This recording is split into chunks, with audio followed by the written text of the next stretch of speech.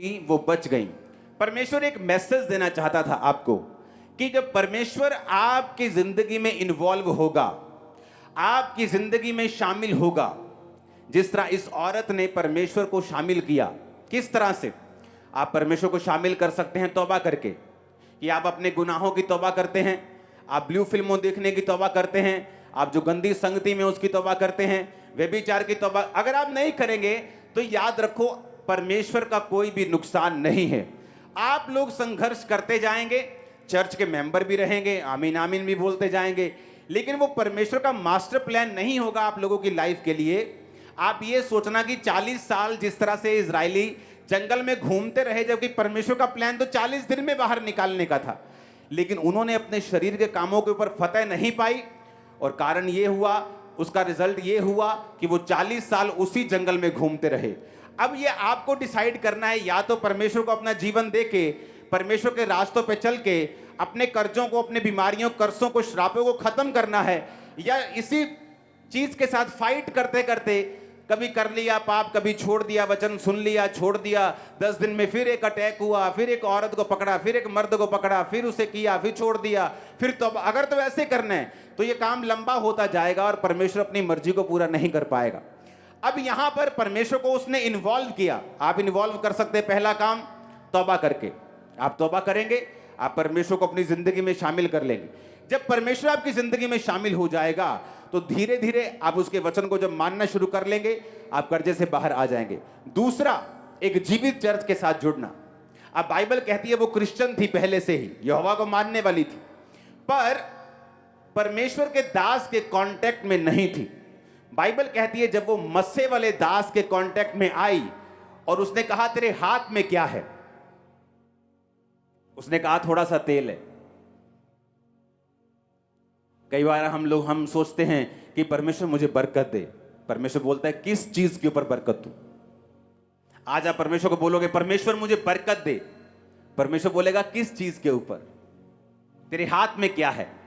आप इमेजिन करो, अलीशा जो परमेश्वर का दास था, उससे बोल सकता था जा फलानी फलानी जगह जा, वहां तुझे पैसा मिल जाएगा, जमीन में देखना खोद के तुझे सोना गड़ा हुआ मिल जाएगा। लेकिन उसने क्या कहा? तेरे हाथ में क्या है? उसने कहा थोड़ा सा तेल है मेरे पास। उसने कहा थोड़े से तेल को बर्तनों में उंडेलती जाना और बर्तन थोड़े मत लाना। कि जब तुम परमेश्वर के ऊपर भरोसा रखते हो तो मत सोचो कि तुम्हारा घर 45 लाख का है और तुम कर्जे के बिना उसे नहीं ले सकते। तुम आज पैसा जोड़ना शुरू करो और टाइथ देना शुरू करो। मैं तुमसे प्रॉमिस करता हूं यीशु मसीह के नाम, जो तुम सोच रहे हो कि 10 साल पैसा जमा करके भी नहीं ले पाओगे, तुम 3 साल में, 2 साल में उस घर में होगे। कैसे? यही तो परमेश्वर है। यही तो परमेश्वर है जो हमारी सेंसेस से परे काम करता है।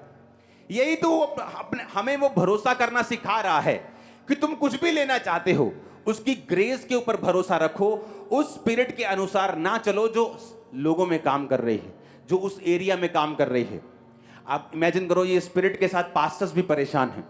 उन्हें कर्जा उठाने की इतनी आदत पड़ चुकी है कि जब एक कर्जा खत्म होने वाला होता है तो दूसरा कर्जा, तीसरा कर्जा। क्यों? क्योंकि कर्जे की एक स्पिरिट है। जिस तरह बीमारी की एक आत्मा है, कर्जे की भी एक आत्मा है। और कर्जे की स्पिरिट ये चाहती है कि आप हमेशा नौकर बन के रहें, ताकि आप वो प्रैक्टिस ना कर सके जो वचन कहता है। अगर आप बिलीव नहीं करते आप राजाओं की संतान हैं और राजकुमार हैं, और राजकुमार की तरह आप चलते नहीं, राजकुमार की तरह बोलते नहीं, आप राजकुमार कभी बन भी नहीं सकते। क्योंकि परमेश्वर चाहता है जो आप बिलीव करते हैं उस पर आप प्रैक्टिस करें।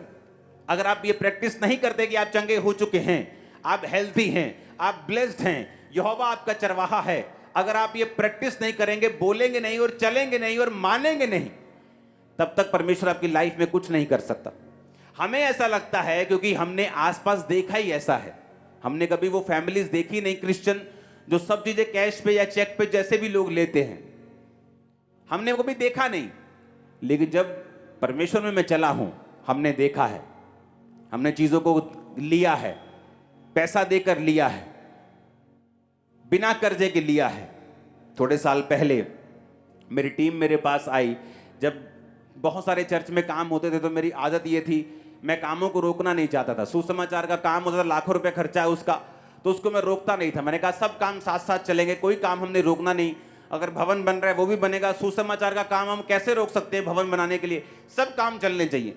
तो चेक जो होते थे उन बड़ी मुश्किल होती थी उनको निकालने की। संडे की ऑफरिंग जाती थी, सोमवार सारा चेक लग के खत्म हो जाते थे। तो उन्होंने मुझे सलाह दी कि बैंक वाले बोल रहे हैं कि आप 30, 50, 60 लाख की एक लिमिट होती है, आप उसे ले लो।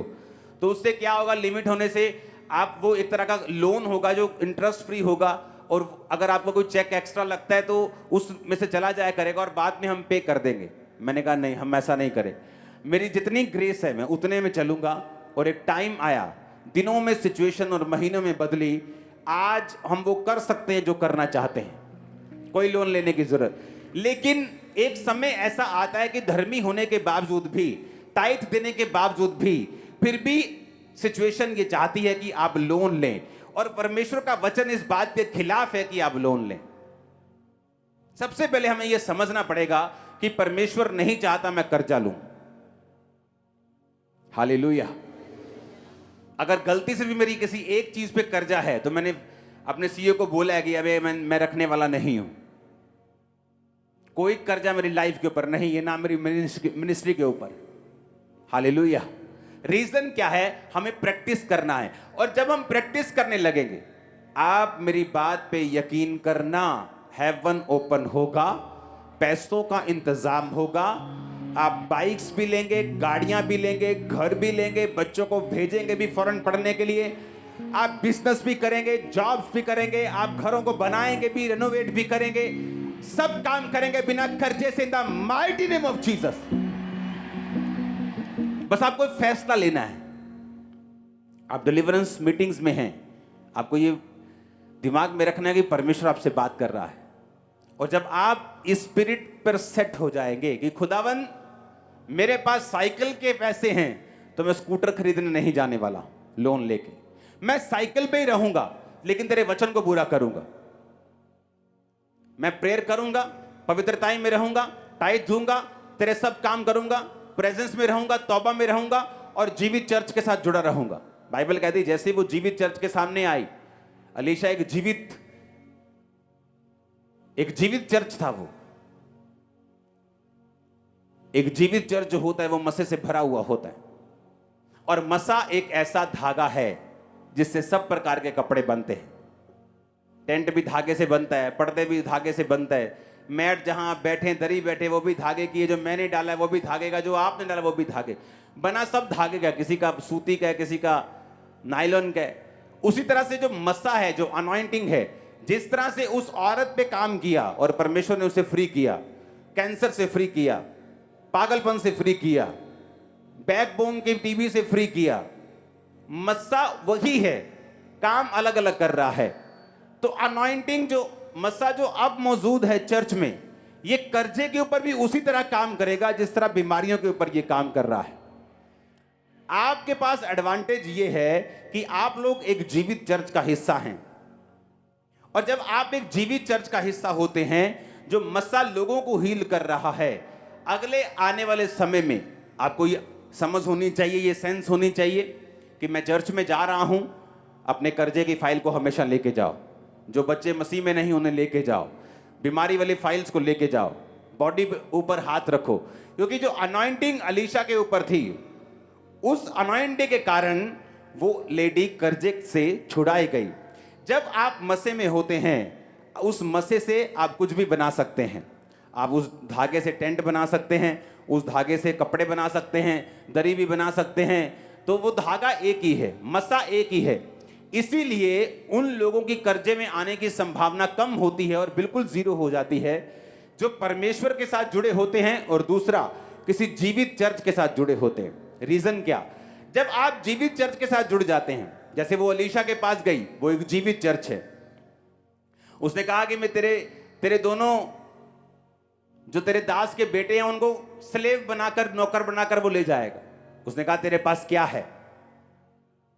क्योंकि जब आप जीवित चर्च में जाते हैं, आपसे परमेश्वर डिमांड करता है। क्या डिमांड करता है? ये काम करना है, भवन बनना है, सुसमाचार का काम है, ये वाला काम है, ये वाला चीज करनी है, ये करनी है। परमेश्वर बोलता है तुम्हारे हाथ में क्या है? क्या तुम बीजों को लेके आए हो? क्या तुम बीजों को बोते हो? क्योंकि जैसे ही आप जीवित चर्च में जाएंगे, मसे वाली चर्च में होंगे और आप बोना शुरू करेंगे, उसी बोने से जो आपके पास है वो बढ़ेगा और बरकत आएगी और कर्जे आपकी लाइफ से फिनिश होंगे। आज के बाद कर्जा लेना अपनी लाइफ से बंद कर दो। जो कर्जा ऑलरेडी है, जो लोन ऑलरेडी चल रहा है, उसे उतारने का प्रण कर लो कि आज से जो बैंक लोन है, जो गाड़ी के ऊपर, बाइक के ऊपर, घर के ऊपर, स्टडी का लोन है, सबसे पहले अब मैं ये लोन चुकाऊंगा और बाकी काम मैं सारे बाद में करूंगा। आप देखना क्या होता है। आप देखना, जैसे आप जो सोच रहे हैं वैसा नहीं होगा कि आप सोच रहे हैं आपकी तनख्वाह 50,000 रुपए है, आप जोड़ना शुरू करेंगे, इतने सालों में जोड़ लेंगे। ऐसा नहीं होगा। आप 10 गुना तेजी के साथ काम करेंगे। आप देखना, परमेश्वर अनएक्सपेक्टेडली ऐसे रास्ते आपकी लाइफ में खोलेगा और यह निशानी होगी कि आपने वर्ड को फॉलो करना शुरू कर दिया है। आपने टाइथ, आपने प्रेयर, आपने पवित्रताई, खुदा के साथ जुड़ना, अच्छी चर्च के साथ जुड़ना, संगति में रहना आपने शुरू कर दिया है।